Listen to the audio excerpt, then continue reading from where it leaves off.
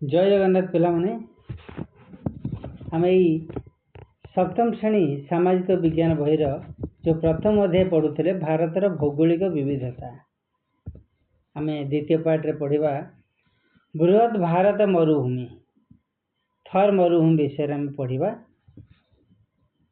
भारतर प्राकृतिक मानचित्र पश्चिम आड़ को लक्ष्य कले आम एक हलदिया रंगर अंचल देखा पाइबा। यही अंचल हूँ थर मरुभूमि। आम जदि भारतर प्राकृतिक मानचित्र पश्चिम आड़ को लक्ष्य करवा एक हलदिया रंगर अंचल देखा पाइबा। ये चित्र आम देखुचे ये जो हलदिया अंशटी यहाँ हूँ थर मरुभूमि। मरुभूमि कहले मरुभूमि साधारणतः बाली परिपूर्ण चारिआड केवल बाली और बाली यार केतेक अंचल कंटा गछ सब भरिक रही है किंतु किछि मरुभूमि केतेक स्थान तलू पानी झरे झरणा सब देखा जाए ताकू झरणा कह जाए। झरणा पाखे किछि चाषबास हो पारे।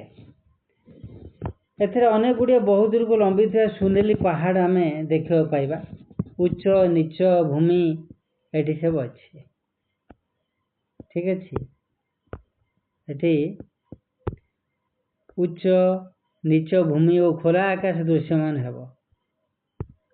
आरावली पर्वतमालार पश्चिमांश एक बालुकामय प्रांत रही। आमर भारतर पश्चिम आरावली पर्वत अच्छी। ये आरावली पर्वतर पश्चिम एक बालुकामय प्रांतर अच्छी जहाँ कह जाए थर मरुभूमि। आरावली पर्वत ही शेष बाउंड्री। आरावली पर्वत नथिले पूर्व आड़ को मध्य थर मरुभूमि आसी जाइथांदा। ताहले पिला माने वर्तमान आम भारतर प्राकृतिक मानचित्र को देखिबा। एठी अच्छी आरावली पर्वतमाला समस्ते देखिपर। यहाँ हूँ आरावली पर्वत ठीक अच्छे। यहाँ हूँ आरावली पर्वत। ये आरावली पर्वतर पश्चिम पश्चिम कले साइड पश्चिम पट देखो बालुका प्रांत अच्छे बालुकामय प्रांत रही जहाँ को कहूँ थर मरुभूमि। कौन कह थर मरुभूमि यहाँ कह आम बर्तमान भारतर मानचित्र देखा। यहाँ प्राकृतिक मानचित्र राजनैतिक मानचित्र देखा देखा। आम भारतर जो राजस्थान टी अच्छी यहाँ हूँ ये राजस्थान रे थर मरुभूमि अच्छी। ये जो राजस्थान अच्छी ये राजस्थान रे थर मरुभूमि अच्छी ठीक अच्छी। एठारे बेगशाली पवन बाली को ठेली ठेली एक पहाड़ आकृति सृष्टि करता है। केते क्षेत्र रे ये बाली पहाड़ गुड़िक 150 मीटर उच्चता विशिष्ट होता है। थर एक विस्तृत शुष्क अंचल यार अधिकांश भाग भारत रे अच्छी। राजस्थान गुजरात पंजाब हरियाणा राज्य में यह व्याप्त अच्छी। कौट कौट अच्छी राजस्थान यहाँ है राजस्थान ता तलक अच्छी गुजरात तापर अच्छी पंजाब अच्छी यहाँ पंजाब को छुईची ये पंजाब को छुईची आ हरियाणा राज्य में यहाँ व्याप्त अच्छी। यहाँ हूँ हरियाणा यही सब राज्य में व्याप्त अच्छी। मरुभूमि एक प्राकृतिक प्रतिबंधक भाव कार्य करे। एठाकर अति उत्तप्त दिन शीतल राति और जलाभाव जनित प्रतिकूल परिस्थिति रे मानव और प्राणी मान चलाचल प्रतिहित होता है। मरुभूमि कहले साधारणतः बाली परिपूर्ण। एठारे चारिआड केवल बाली और बाली चाष कार्य हो पारबनी जल मिलबनी। तेणु जो बाली थाए दिनटा बहुत उत्तप्त थाए बालीटा खूब शीघ्र ताती जाए किंतु रातिटा शीतल थाए। आ सब जलाभाव कले जलर अभाव थाए। मरुभूमि केतक स्थान तलू पानी झरे किंतु बहुत दूर दूर स्थान को जीवा पड़े सेई पानी टिके संग्रह करने जल टे संग्रह करने बहुत दूर को जावाक पड़े। तेणु प्रतिकूल परिस्थिति सब लोक मैंने कालदीपात करती। प्रतिकूल परिस्थिति माने आम जमी अति सहजरे पानीटा पाई जाऊँ, चारिआडे सप्लाय पानी अच्छी, नदी अच्छी, स्थल भाग कथा समतल अंचल नदी अच्छी, ट्यूबवेल अच्छी, पोखरी अच्छी, किंतु सेठी राजस्थान चारिआडे बाली सबुआड़े जल मिले ना। तेणु मानव और प्राणी मान चलाचल प्रतिहत होता है, अर्थात अति कष्टकर होता है। पिलामाने एबे आमे मरुभूमि गोटे सहर देखा। जो मरुभूमि आम राजस्थान अच्छी मरुभूमि सहर सब अच्छी, जमी जोधपुर, बीकानेर, जैसलमेर, बाड़मेर, एमती सब मरुभूमि सहर अच्छी। ये जो चित्रटी आम देखुचे यहाँ हूँ जैसलमेर गोटे चित्र। भारतर थर मरुभूमि मध्य भाग अवस्थित स्वर्ण नगरी कि नगरी आपको स्वर्ण नगरी कहते जैसलमेर। ये जैसलमेर दुर्ग यूनेस्को द्वारा स्वीकृति पाई एक विश्व ऐतिह्य स्थली। ठीक अच्छे। ये सहर जो आम देखिले थर अंचल रोथे आदिवासी मान एठाकार परिवेश निजक खाप खुआई बंची था। ये थर अंचल जो लोक मैंने सब रोचती एठाकार परिवेश निजक खाप खुआई चलिया पड़ो, कहीं जल अभाव, खाद्य वस्त्र बासगृह सबकि असुविधा अति सहज मिल न थाए। से थर अंचल रोथिबा आदिवासी माने एठाकार परिवेश सह निजक खाप खुआई बंची था। एठाकार कठोर परिस्थिति सह से खाद्य वस्त्र एवं जीवनधारा संश्लिष्ट और से अनुसार परिचालित। मु कहली ये बचापी खाद्य सहज मिलबनी, जल टिके प्रतिदिन आम जो आवश्यकता अच्छी जल सहज मिलबनी, खाद्य वस्त्र एवं जीवनधारा सेठी बड़ कष्ट अच्छी, संश्लिष्ट माने अति कष्टर सहित से जीवन यापन करने को पड़ी थाए। ये गोटे देखा जो पुष्कर मेलार जड़े ओट बिकाली थर मरुभूमि शेष भाग गोटे अच्छी ये चित्रटी। पुष्कर मेलार जड़े ओट बिकालीर एटा छवि। पुष्कर मेला कौन ना राजस्थान रे कार्तिक पूर्णिमा गोटे मेला हुए, कैमेल फेयर ओट मानकर गोटे मेला हुए। सेठी हजार हजार संख्यार ओट मैंने सेठी सम्मिलित होती, से मेला हुए। ये पुष्कर मेलार यहाँ गोटे फोटो चित्र। तापर देखा घर ठार दूर थी एक उत्सर पानी आणुचंदी। मु कहली मरुभूमि चारिआडे बाली परिपूर्ण, चारिआडे केवल बाली एवं बाली, जल सबुआड़े मिले ना। मरुभूमि केतक स्थान तलू पानी झरे, से स्थान को लोक मैंने जाइकरी मुंडरे पानी बोईकरी आणुचंदी। निश्चित भाव बहुत कष्ट अच्छी। आ गोटे चित्र रे एक ग्राम वर्षा जल अमल प्रकल्प। वर्षा जल अमल प्रकल्प कौन ना जितेबाला वर्षा दिन वर्षा होउची से वर्षा जल को संग्रह करके रखा जाइए एवं परवर्ती समय ताकू कार्य लगेबा। तेणु मरुभूमि रे जल दुर्लभ, मरुभूमि जल दुर्लभ अटे। दुर्लभ कहले जहाँ दुख मिले, बहुत कष्ट मिले। निज परिवार पानी आने को सेठाकार स्त्री लोक मान को प्रतिदिन बहुत दूर यात्रा करिया पड़ी थाए। पारंपरिक भाव बासन कुसन को माजिया से माने सेगुड़ी को बाली रे भल भाव रगड़ी सफा करते। पर ये बासन गुड़ी को अल्प पानी धोई था। जो स्थान रे पानी कम मिले, अति कष्ट मिले, ताकू तो से हिसाब से एडजस्ट करिया पड़ो, अल्प पानी चलिया पड़ो।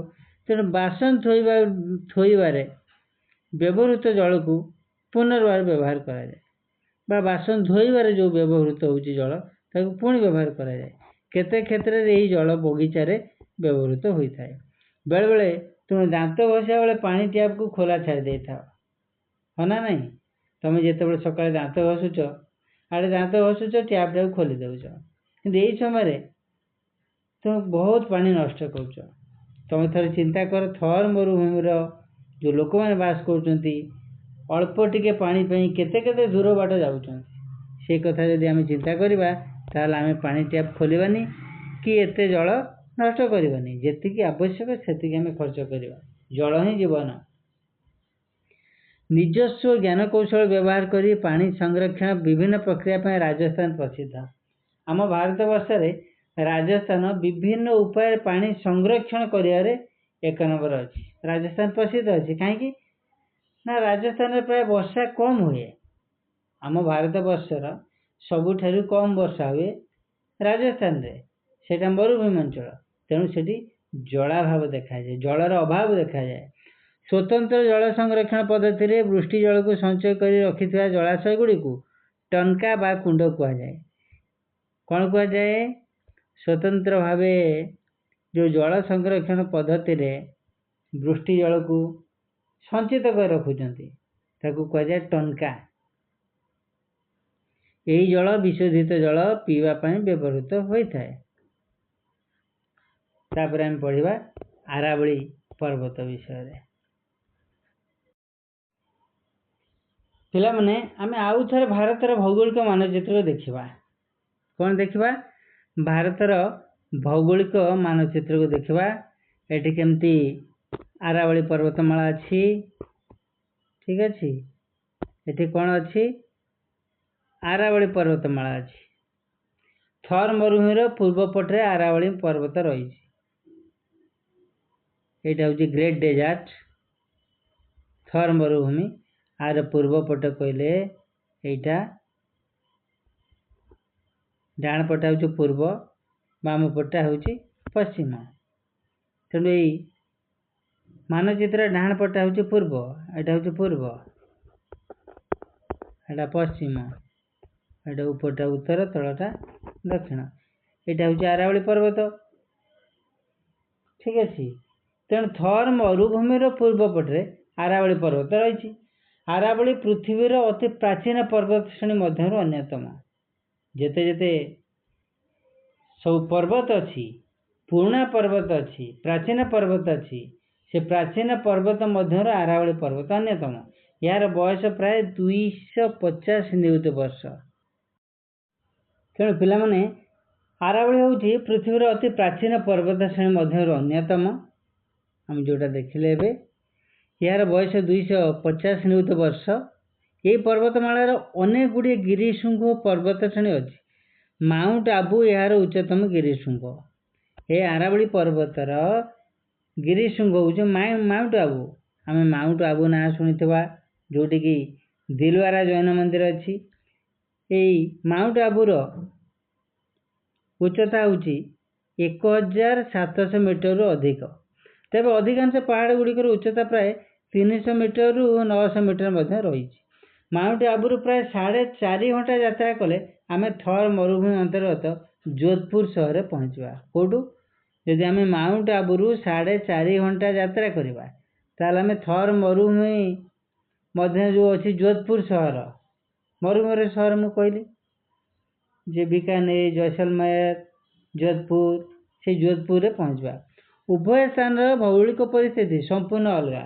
ଅଳ୍ପ ଦୂରତାରେ ଏଇଭଳି ସମ୍ପୂର୍ଣ୍ଣ ଭୌଗୋଳିକ ପରିବର୍ତ୍ତନ ସତରେ ବେଶ କୌତୂହଳପ୍ରଦ।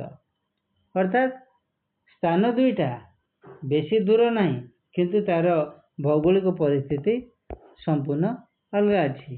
ଆମେ ବର୍ତ୍ତମାନ ଦେଖିବା ଆରାବଳୀ ପର୍ବତର ଗୋଟେ ଦୃଶ୍ୟ, ଅତି ସୁନ୍ଦର, ଅତି ମନୋହର ଦୃଶ୍ୟ। ଏଇଟା ଏତେ ସୁନ୍ଦର ଦେଖାଯାଉଛି ଆରାବଳୀ ପର୍ବତର ଦୃଶ୍ୟଟା।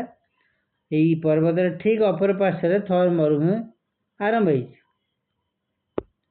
এই ଯେଉଁ ଆରାବଳୀ ପର୍ବତ ଆମେ ଦେଖୁଛେ, ଏହି ଆରାବଳୀ ପର୍ବତର ପଶ୍ଚିମ ପଟକୁ ଥର୍ ମରୁଭୂମି ଆରମ୍ଭ ହେଇଛି।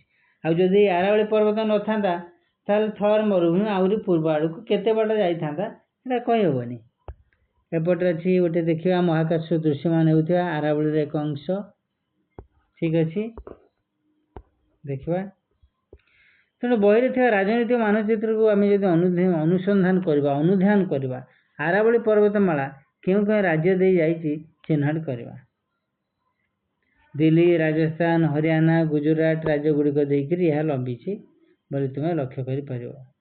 आरावली पर्वतमाला उत्तर पश्चिम भारत भूगोल और जलवायु गठन गुरुत्वपूर्ण अंश ग्रहण कर।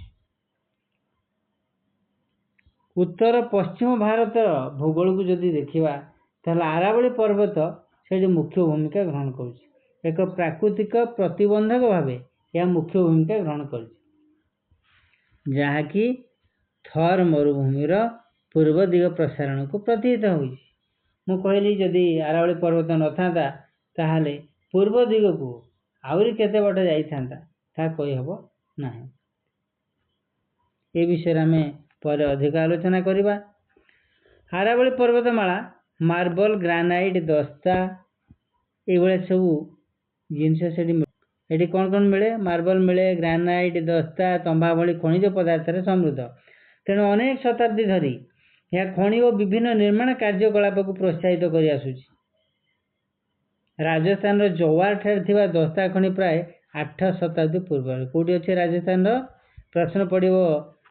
राजस्थान केउठारे दस्ता खनि प्राय 8 शताब्दी पूर्वर ना जवार जवार गोटे स्थान से दस्ता खनि अच्छे। अति सूक्ष्म प्रक्रिया एथिर दस्ता निष्कासन करिवारे भारतीय माने पृथ्वी रे प्रथम बोली प्रमाण मिले। आ कौन ये अच्छी चित्तरगढ़ अच्छी। चित्तरगढ़ कुंभलगढ़ एवं रणथंबोर आदि ऐतिहासिक दुर्ग ये अंचल अवस्थित। आम इतिहास पढ़ीचे ये सब दुर्ग कथा रणथंबोर चित्तरगढ़ कुंभलगढ़ सब इतिहास पढ़ीचे। बर्तमान उपद्वीपीय मालभूमि।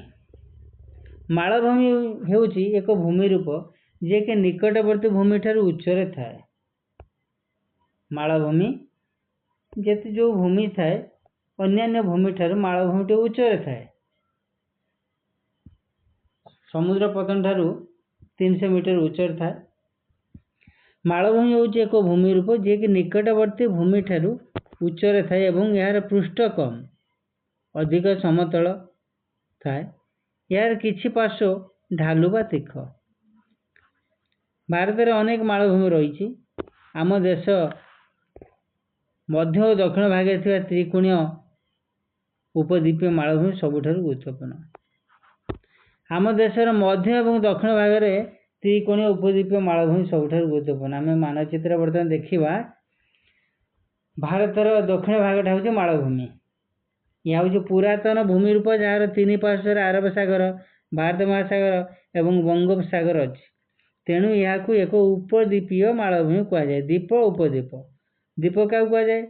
जार चारिपटे जल थाए मझीटा स्थल सेटा हूँ द्वीप।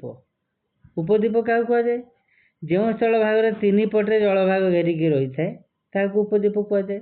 आम देखिए भारत दक्षिण पटे पूर्व पटे बंगोपसागर पश्चिम पटे आरब सागर दक्षिण में भारत महासागर अच्छी। तेणु यहाँ कहुए कौन? उपद्वीपीय मालभूमि। कौन कहुए? उपद्वीपीय मालभूमि कहुए। यही मालभूमि 2 पार्श्व पश्चिम घाट और पूर्व घाट पर्वतमाला द्वारा आबद्ध। मालभूमि 2 पार्श्व पश्चिम घाट एवं पूर्व घाट पर्वतमाला द्वारा आबद्ध है। पश्चिम घाट पर्वतमाला पश्चिम उपकूल ठारू उच्चरे प्राचीर परी दंडायमान है। गोटे प्राचीर परी यह दंडायमान है। वर्षा ऋतु अनेक प्रकार सुंदर जलप्रपात मान यार तीख पार्श्व दृश्यमान होता है। मन रख पश्चिम घाट को यूनेस्को माने कौन? United Nations Educational Scientific and Cultural Organization जोटा आमर पृथ्वी अच्छी विश्व ऐतिह्य मान्यता प्रदान कर। अंचल अनेक नदी उत्पत्ति स्थल और जैव विविधतार परिपूर्ण। पश्चिम घाट पर्वतमालार उत्तर अंश को सह्याद्री कहुए। पश्चिम घाट पर्वतमालार उत्तरांश को उत्तर पट को सह्याद्री कहुए। ताहले सह्याद्री क्या कहुए? पश्चिम घाट पर्वतमालार उत्तरांश को सह्याद्री कहुए। ପୂର୍ବଘାଟ ପର୍ବତମାଳା ପଶ୍ଚିମଘାଟ ତୁଳନାରେ କମ୍ ଉଚ୍ଚତା ବିଶିଷ୍ଟ। ଆମର ଦୁଇଟା କଥା ପଢ଼ିଲେ ଆମେ ପୂର୍ବଘାଟ ପଶ୍ଚିମଘାଟ। ପୂର୍ବଘାଟ ପର୍ବତମାଳା ପଶ୍ଚିମଘାଟ ତୁଳନାରେ ଉଚ୍ଚତା ଟିକେ କମ୍ ଅଛି। ଏହା ବଙ୍ଗୋପସାଗରରେ ପଡ଼ିଥିବା ନଦୀମାନଙ୍କ ଦ୍ୱାରା ଛୋଟ ଛୋଟ ଭାଗରେ ଖଣ୍ଡ ବିଖଣ୍ଡିତ ହୋଇଛି। ପୂର୍ବଘାଟ ଓ ପଶ୍ଚିମଘାଟ ପର୍ବତମାଳାର ମଧ୍ୟବର୍ତ୍ତୀ ବିସ୍ତୀର୍ଣ୍ଣ ଉଚ୍ଚଭୂମିକୁ ଡେକାନ ମାଳଭୂମି କୁହାଯାଏ। ପୂର୍ବଘାଟ ଓ ପଶ୍ଚିମଘାଟ ପର୍ବତମାଳାର ମଝିରେ ଯେଉଁ ରହିଲା, ଦୁଇଟା ପର୍ବତ ରହିଲା ଏବଂ ମଝିରେ ଯେଉଁ ଏରିଆ ରହିଲା, ଏ ବିସ୍ତୀର୍ଣ୍ଣ ଉଚ୍ଚଭୂମିକୁ କୁହାଯାଏ ଡେକାନ ମାଳଭୂମି। କ'ଣ କୁହାଯାଏ? ଡେକାନ ମାଳଭୂମି। ଗୋଦାବରୀ, କୃଷ୍ଣା, କାବେରୀ ଆଦି ନଦୀ ପଶ୍ଚିମରୁ ପୂର୍ବକୁ ଏହି ମାଳଭୂମିରେ ପ୍ରବାହିତ ହୋଇଛନ୍ତି। ପ୍ରଶ୍ନ ପଡ଼ିବ, ଗୋଦାବରୀ, କୃଷ୍ଣା, କାବେରୀ କେଉଁ ଦିଗରୁ କେଉଁ ଦିଗକୁ ପ୍ରବାହିତ ହୋଇଛନ୍ତି? ନା, ଏହା ପଶ୍ଚିମରୁ ପୂର୍ବ ଆଡ଼କୁ ଯାଇଛନ୍ତି। ପଶ୍ଚିମରୁ ଏଇଟା ପୂର୍ବ ଆଡ଼କୁ ପ୍ରବାହିତ ହୋଇଛନ୍ତି ଏବଂ ଶେଷରେ ଯାଇକରି ବଙ୍ଗୋପସାଗରରେ ମିଶିଛନ୍ତି। ଏହି ନଦୀ ଗୁଡ଼ିକ କୃଷି ପାଇଁ ଗୁରୁତ୍ୱପୂର୍ଣ୍ଣ ଏବଂ ଲକ୍ଷ ଲକ୍ଷ ଲୋକଙ୍କୁ ଜଳ ଯୋଗାଉଛନ୍ତି। ଠିକ୍ ଅଛି। ଅନେକ ଆଦିବାସୀ ସମ୍ପ୍ରଦାୟର ବାସସ୍ଥାନ ଓଡ଼ିଶାର ଘଞ୍ଚ ଜଙ୍ଗଲ। ଏଇଟା ଓଡ଼ିଶାର ଘଞ୍ଚ ଜଙ୍ଗଲ।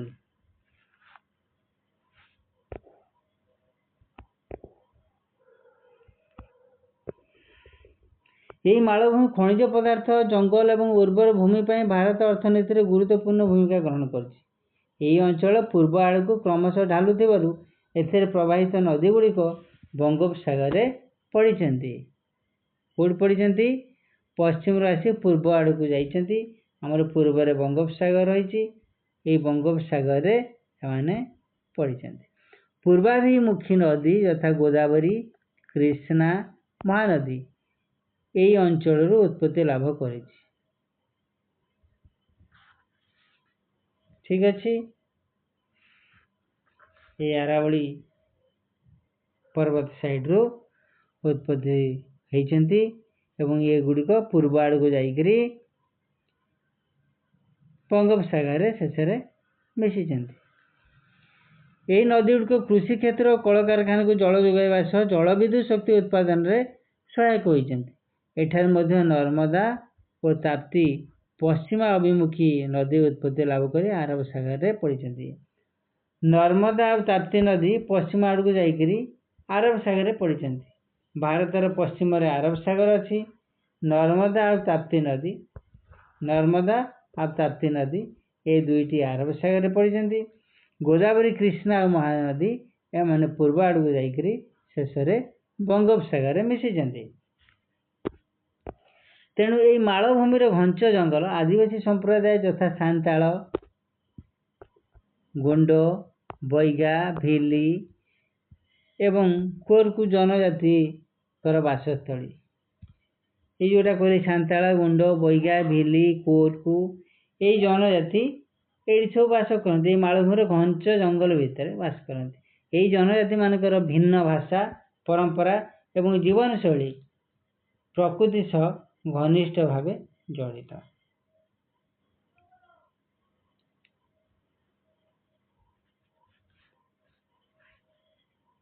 ଠିକ୍ ଅଛି।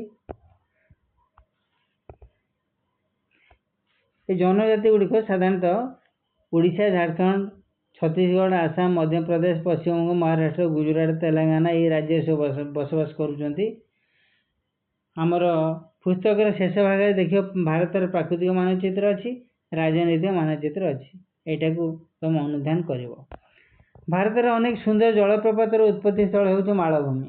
ମାଳଭୂମିରୁ ହିଁ ବହୁତ ଜଳପ୍ରପାତ ସୃଷ୍ଟି ହୋଇଛି।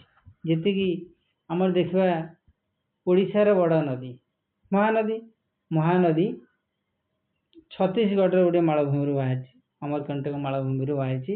କାରଣ ନଦୀ ଗୁଡ଼ିକ ମାଳଭୂମିର ଅସମାନ ପଥୁରିଆ ଶଯ୍ୟାରେ ପ୍ରବାହିତ ହୋଇଥାଏ। ଏହି ଜଳପ୍ରପାତ ଗୁଡ଼ିକ କେବଳ ପର୍ଯ୍ୟଟକମାନଙ୍କୁ ଆକର୍ଷିତ କରିନଥାନ୍ତି, ବରଂ ଜଳବିଦ୍ୟୁତ ଶକ୍ତି ଉତ୍ପାଦନ ଓ ଜଳସେଚନ ପାଇଁ ଜଳ ଯୋଗାଇଥାନ୍ତି। ନଦୀ ଗୁଡ଼ିକ କେବଳ ପର୍ଯ୍ୟଟକମାନଙ୍କୁ ଆକର୍ଷିତ କରିନଥାନ୍ତି, एथुरु आमे जल विद्युत शक्ति उत्पादन करूचु। आ वर्षर विभिन्न समय जलसेचन करी कृषि कार्य आमे करि पारुचु, जहाँद्वारा कि वर्ष सारा आमे फसल पाई पारुचु, वर्ष सारा विद्युत शक्ति संग्रह करि पारुचु। एटी गोटे देखिवा केरलर मुनार निकटवर्ती पेरियार केनाल थिबा पावर हाउस जलप्रपात। पश्चिम घाटे थिबा सिंह, लांज विशिष्ट मांकड़, पश्चिम घाटे दृश्यमान होउथिबा अहिराज सर्प, बहुत विषधर साप गोटे अहिराज। एटा देखिए यह एक कीटभक्षी उद्भिद। ये उद्भिद कीट मन को खाई जाए। यह पश्चिम घाट में मिलुथिबा कीटपतंग को खाए। यह तार अठालिया फासरे छोट छोट कीटपतंग को धरी थाए एवं हजम करे। तार गोटे अठालिया फास अच्छी, एटा देख अठालिया फास ये अच्छी, ये अठालिया फास।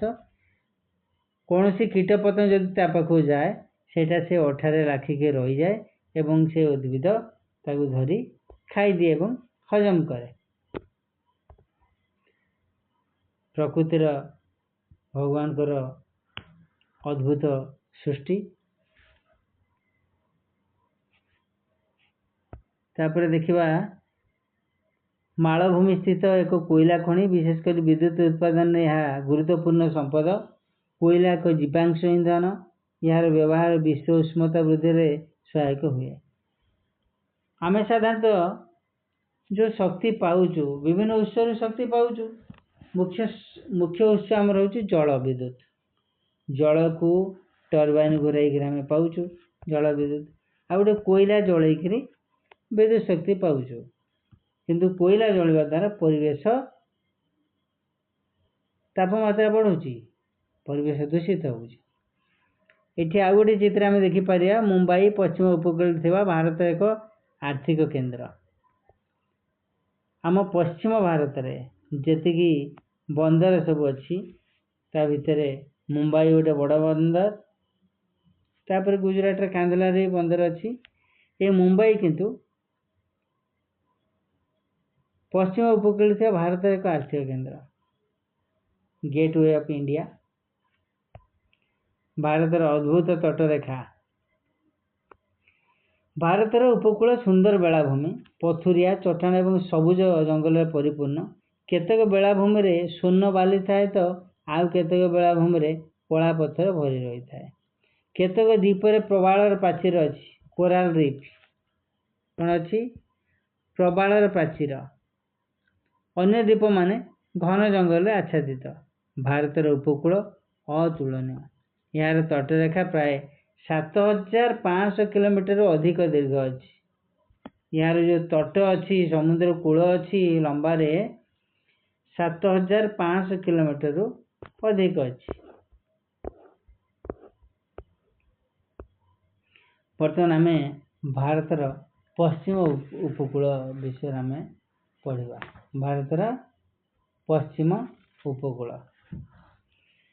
भारतर पश्चिम उपकूल गुजरात रू आरंभ होकर महाराष्ट्र, गोवा एवं कर्णाटक देकर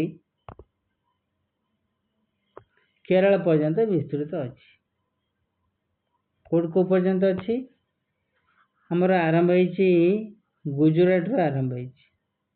गुजरात रू आरंभ होकर महाराष्ट्र, गोवा, कर्णाटक देकर केरल पर्यंत विस्तृत अच्छी। आम टिके भारत राजनैतिक मानचित्र देखा, तापरे भारतर पश्चिम उपकूल पूर्व उपकूल पढ़ा। पिला माने एबे आम भारतर मानचित्र को देखा। भारतर पश्चिम उपकूल कथा जो आम पढ़ुले, भारतर पश्चिम उपकूल गुजरात रू आरंभ होती। गुजरात देखा कौटे अच्छी, एटा हूँ गुजरात ये जगहटा। तेणु आम देखिले भारतर पश्चिम उपकूल गुजरात रू आरंभ होती। कौटू आरंभ होती? गुजरात रू आरंभ होती। आम देखिले आरंभ होकर महाराष्ट्र, गोवा तलु तलु आम देखी देखी जावा। ता तलुक अच्छी महाराष्ट्र एठी अच्छी, एटा महाराष्ट्र देखिले। तापरे गोवा तलुक अच्छी, एठी ଏଇଟା ହେଉଛି ଗୋଆ ଅଛି, ଏଇଟା ଗୋଆ, ତାପରେ କର୍ଣ୍ଣାଟକ ଅଛି, କର୍ଣ୍ଣାଟକ ଦେଇକରି ଠିକ୍ ଅଛି ଶେଷରେ କେରଳ ପର୍ଯ୍ୟନ୍ତ ବିସ୍ତୃତ ଅଛି। ଏଇଟା ହେଉଛି କେରଳ ନା। ତେଣୁ ଏଇ ଭାରତର ପଶ୍ଚିମ ଉପକୂଳ ଗୁଜୁରାଟରୁ ଆରମ୍ଭ ହେଇକରି ମହାରାଷ୍ଟ୍ର, ଗୋଆ, କର୍ଣ୍ଣାଟକ ଦେଇକରି କେରଳ ପର୍ଯ୍ୟନ୍ତ ବିସ୍ତୃତ ଅଛି। ଏ ଅଞ୍ଚଳରେ ପ୍ରବାହିତ ଅଧିକାଂଶ ନଦୀ ପଶ୍ଚିମ ଘାଟରୁ ଉତ୍ପତ୍ତି ଲାଭ କରିଛି। କେଉଁଠୁ ବାହାରିଛି? ପଶ୍ଚିମ ଘାଟରୁ ଦ୍ରୁତ ଗତିରେ ପ୍ରବାହିତ ହୋଇ ଗଭୀର ମୁହାଣ ମାନ ସୃଷ୍ଟି କରିଛନ୍ତି। ଏହି ଉପକୂଳ କ୍ଷୁଦ୍ର କ୍ଷୁଦ୍ର ନଦୀମାନଙ୍କ ଦ୍ୱାରା ଆନିତ ପଟୁମାଟି ଦ୍ୱାରା ଗଠିତ। ସାଧାରଣତଃ ଏଇ ଯେଉଁ ଅଞ୍ଚଳ ନଦୀରୁ ଆସୁଥିବା ପଟୁମାଟି ଦ୍ୱାରା ସୃଷ୍ଟି ହେଇଛି। ଏଠାରେ ଦୃଷ୍ଟିଗୋଚର ହେଉଥିବା ଖାତ, କ୍ଷୁଦ୍ର ଜଳଧାରା ଓ ମୁହାଣ ମାନଙ୍କ ମଧ୍ୟରେ ନର୍ମଦା ଓ ତାପ୍ତି ନଦୀର ମୁହାଣ ସବୁଠାରୁ ବଡ଼। ଆମେ ପୂର୍ବରୁ ପଢ଼ିଲେ ନର୍ମଦା ଏବଂ ତାପ୍ତି ନଦୀ ଏମାନେ ପଶ୍ଚିମ ଆଡ଼କୁ ଯାଇକରି ଆରବ ସାଗରରେ ମିଶିଛନ୍ତି ଏବଂ ଏହି ଦୁଇଟି ନଦୀର ମୁହାଣ ସବୁଠାରୁ ବଡ଼। ପଶ୍ଚିମ ଉପକୂଳରେ ଅନେକ ପ୍ରସିଦ୍ଧ ବନ୍ଦର ଅଛି, ହଁ ନା ନାହିଁ? ପଶ୍ଚିମ ଉପକୂଳରେ ଅନେକ ପ୍ରସିଦ୍ଧ ବନ୍ଦର ଅଛି। ସେଇ ପ୍ରସିଦ୍ଧ ବନ୍ଦର ଭିତରୁ ସବୁଠାରୁ ବଡ଼ ବନ୍ଦର କେଉଁଟା? ନା ମହାରାଷ୍ଟ୍ରର ମୁମ୍ବାଇ ଅଛି। ଏଠି ଏଇ ଯେଉଁ ମୁମ୍ବାଇଟା ବଡ଼ ବନ୍ଦର। ଆଉ ଗୋଟେ ଅଛି ଗୁଜୁରାଟର କାନ୍ଦଲା ଅଛି। ଗୁଜୁରାଟର କାନ୍ଦଲା ଠାରେ ବଡ଼ ବନ୍ଦର ଅଛି। ସେଗୁଡ଼ିକ ଶହ ଶହ ବର୍ଷ ଧରି ଅର୍ଥନୈତିକ କାର୍ଯ୍ୟକଳାପର କେନ୍ଦ୍ରସ୍ଥଳ ହୋଇ ଆସୁଛନ୍ତି।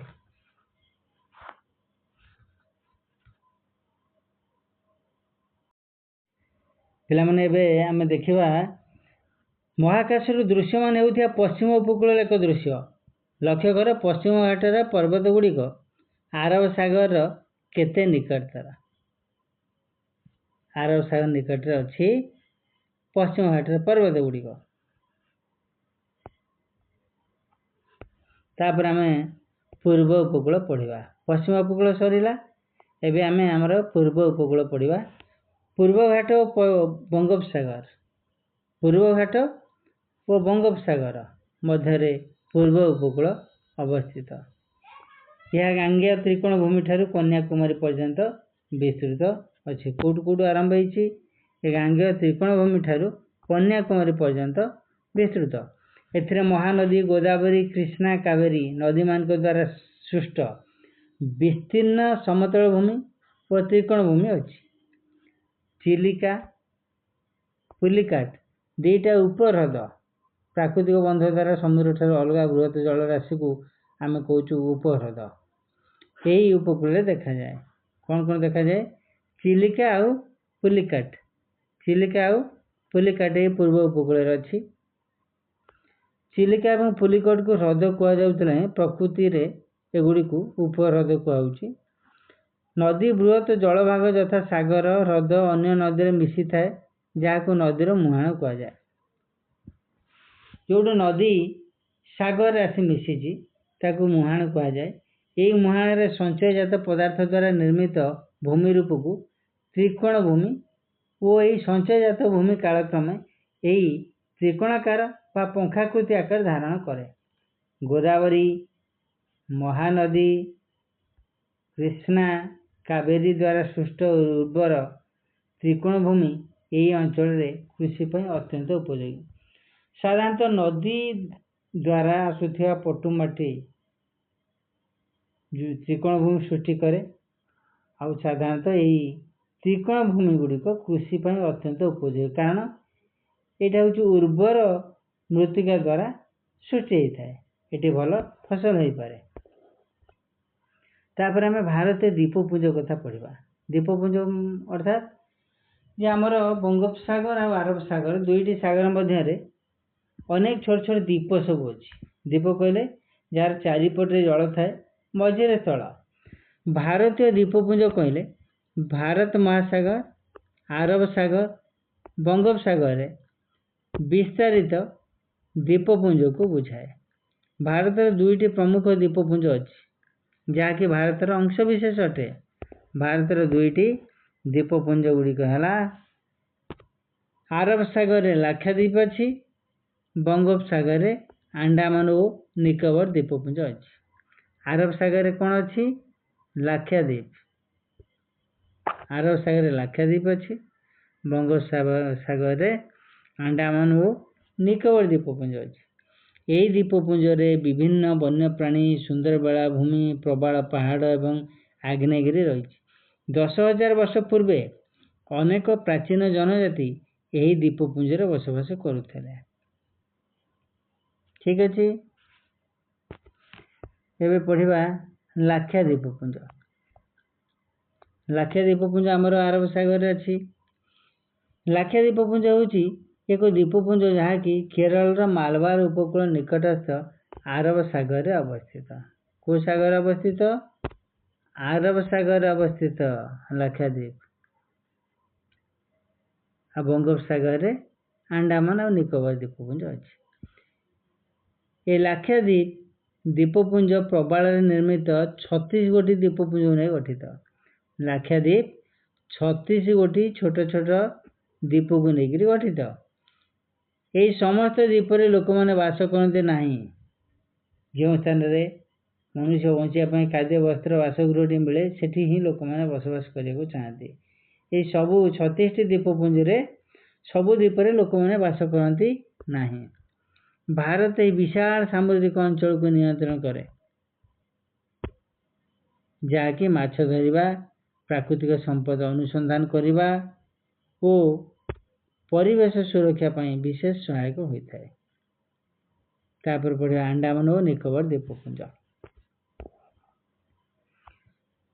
ଏହି ଦ୍ୱୀପପୁଞ୍ଜ 500ରୁ ଅଧିକ ଛୋଟ ବଡ଼ ଦ୍ୱୀପମାନଙ୍କ ଦ୍ୱାରା ଗଠିତ। ଆଣ୍ଡାମାନ ନିକୋବର ଦ୍ୱୀପପୁଞ୍ଜ 500ରୁ ଅଧିକ ଛୋଟ ବଡ଼ ଦ୍ୱୀପକୁ ନେଇକରି ଗଠିତ।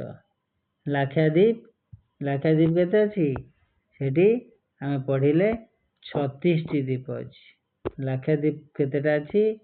36ଟି ଦ୍ୱୀପକୁ ନେଇ ଗଠିତ। କିନ୍ତୁ ଆଣ୍ଡାମାନ 500ରୁ ଅଧିକ ଛୋଟ ବଡ଼ ଦ୍ୱୀପମାନଙ୍କ ଦ୍ୱାରା ଗଠିତ। ମାତ୍ର ସେଗୁଡ଼ିକ ଦୁଇଟି ଶ୍ରେଣୀରେ ବିଭକ୍ତ, ଆଣ୍ଡାମାନ ଓ ନିକୋବର। ଆଣ୍ଡାମାନ ଓ ନିକୋବର, ସେମାନଙ୍କ ଅବସ୍ଥିତି ଅତ୍ୟନ୍ତ ଗୁରୁତ୍ୱପୂର୍ଣ୍ଣ। ଏଠି ଦେଖିବା ଲାକ୍ଷାଦ୍ୱୀପପୁଞ୍ଜରେ ଥିବା ପ୍ରବାଳ ପ୍ରାଚୀର, ଆଣ୍ଡାମାନ ଦ୍ୱୀପପୁଞ୍ଜରେ ଥିବା ପ୍ରବାଳ ପ୍ରାଚୀର। ଏଟା ଲାକ୍ଷାଦ୍ୱୀପର, ଏଟା ଆଣ୍ଡାମାନର। ଏଠି ଦେଖିବା ଆଣ୍ଡାମାନ ଦ୍ୱୀପପୁଞ୍ଜରେ ଥିବା ଭାରତୀୟ ନୌସେନାର ଏକ ଭାସମାନ ଡକ୍, ଏକ ଛୋଟ ବନ୍ଦର। ଠିକ୍ ଅଛି। ଆକାଶରୁ ଦୃଶ୍ୟମାନ ହେଉଥିବା ବ୍ୟାରେନ୍ ଦ୍ୱୀପରେ ଥିବା ଭାରତର ଏକମାତ୍ର ଜୀବନ୍ତ ଆଗ୍ନେୟଗିରି, ଏଟା ଆଗ୍ନେୟଗିରି ଦେଖିବା, ଜୀବନ୍ତ ଆଗ୍ନେୟଗିରି, ଯେଉଁଠି ସବୁବେଳେ ପାଇଁ ଲାଭା ବାହାରୁଛି। ବ୍ୟାରେନ୍ ଦ୍ୱୀପରେ ଥିବା ଭାରତର ଏକମାତ୍ର ଜୀବନ୍ତ ଆଗ୍ନେୟଗିରି। ଠିକ୍ ଅଛି।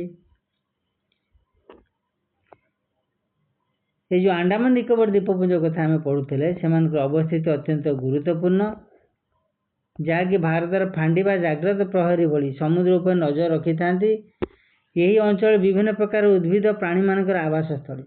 ଐତିହାସିକ ଦୃଷ୍ଟିକୋଣରୁ ଏହି ଆଣ୍ଡାମାନ ଦ୍ୱୀପପୁଞ୍ଜ ଗୁରୁତ୍ୱପୂର୍ଣ୍ଣ ଅଟେ, କାରଣ ଆମର ଅନେକ ସ୍ୱାଧୀନତା ସଂଗ୍ରାମୀ ସେଠାରେ ସେଲୁଲାର ଜେଲ୍ ନାମକ ବନ୍ଦୀଶାଳାରେ ବହୁ କଠିନ ପରିସ୍ଥିତିରେ ବନ୍ଦୀ ହୋଇ ରହିଥିଲେ।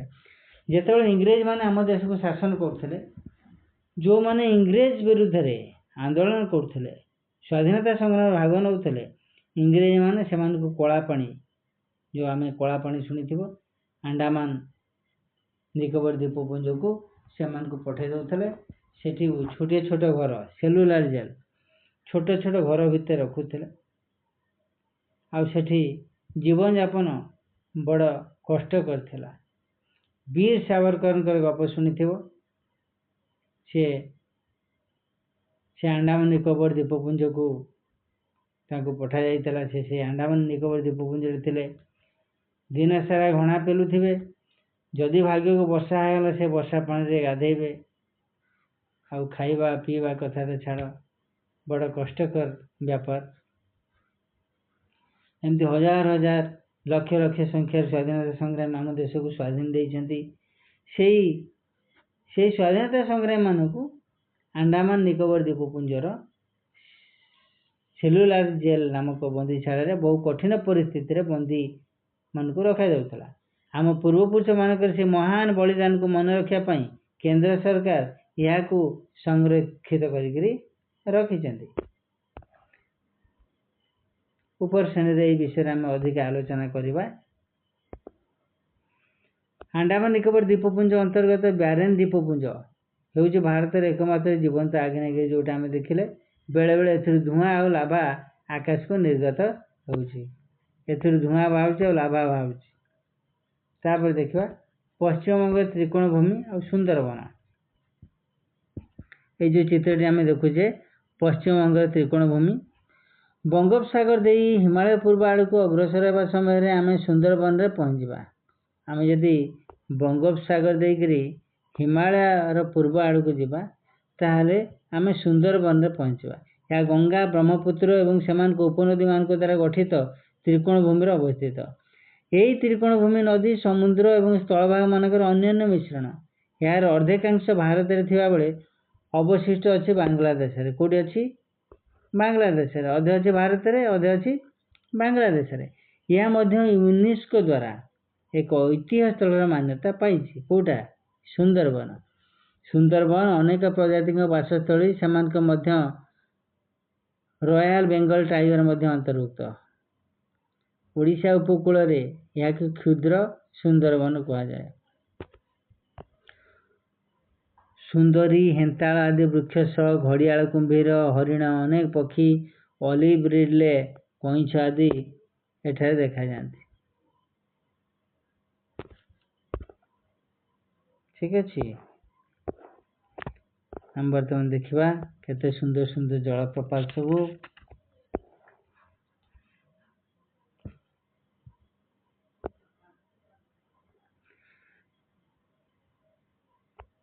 भारत में मेघालय स्थित 7 भौणी जलप्रपात अति सुंदर सुंदर दृश्य। प्रकृति प्रति कृतज्ञता जनाई खासी जनजाति संप्रदाय लोक माने सातसुक मिनसी महोत्सव पालन दृश्य। देख डाहाण पटे जो अच्छी जीवंत चेयर रे गोटे निर्मित सेतु है। बाम पटे कौन अच्छी मेघालय लोक माने जो खासी जनजाति संप्रदाय लोक माने जो नृत्य कर। बढ़िया उत्तर पूर्व पहाड़ समूह पिला माने वर्तमान आम मानचित्र रे शेष गंतव्य स्थल उत्तर पूर्व पहाड़ आड़ को अग्रसर हेले। केते गुड़े पहाड़ थिबा लक्ष्य करवा। मानचित्र गारो खासी और जईंतिया पहाड़ को लक्ष्य कर। मेघालय मालभूमि अवस्थित यही पहाड़ घन सबुज पथ अत्यधिक वृष्टिपात और मनोरम झरणा प्रसिद्ध। आम भारतर सबुठारु बेसी वर्षा होउछि मेघालय। मेघालयर मासिनराम आउ चेरापुंजी भारत वर्ष सबुठारु अधिक वृष्टिपात हेउଥିବା अंचल। से मेघालय मालभूमि अवस्थित यह पहाड़ घन सबुज पथ अत्यधिक वृष्टिपात और मनोरम झरणा प्रसिद्ध। कौन पर प्रसिद्ध? मनोरम झरणा। पृथ्वी सर्वाधिक वृष्टिबहुल यह अंचल घन जंगल स्वतंत्र प्रजातिर वन्यप्राणी और उर्वर भूमि जनाशुना। तेणु आम देखिले एशिया महादेश सबुठारु स्वच्छ ग्राम क्लीन विलेज मालिनंगो ग्राम मेघालय राज्य अंतर्गत खासी पहाड़ पूर्व भाग अवस्थित। यही स्वच्छ मनोरम ग्राम यार सुपरिचालित परिष्कार परिच्छन्नता बाउंशर प्रस्थित पर्यवस्तु पात्र परिवेश अनुकूल जीवन यापन प्रसिद्ध। यही ग्राम यार जीवंत चेयर सेतु परिचित जहाँकि आम चित्र देखिले जहाँकि बहु वर्ष धरी चेयर बुणा द्वारा सृष्टि होती। यह तले नदी अतिक्रम कर उत्तर पूर्व भारत जनजाति कारीगरी को प्रदर्शन कर जीवंत चेयर सेतु। ठीक अच्छे तेणु आम कौन सब शिखिले भारत उपमहादेश नाम नामित जहाँ विशाल भूखंडर एक अंश विविध भौगोलिक वैशिष्ट्य अच्छी बरफावृत हिमालय ठार उत्तप्त थर मरुभूमि पर्यंत ये सब विषय आम जानिले। प्रवाहित नदी मान द्वारा समतल अंचल जल पाई थाए। पश्चिम अरब सागर ପୂର୍ବରେ ବଙ୍ଗୋପସାଗର ଏବଂ ଏଠାରେ ଉପଦ୍ୱୀପୀୟ ମାଳଭୂମି ସବୁ ରହିଛି।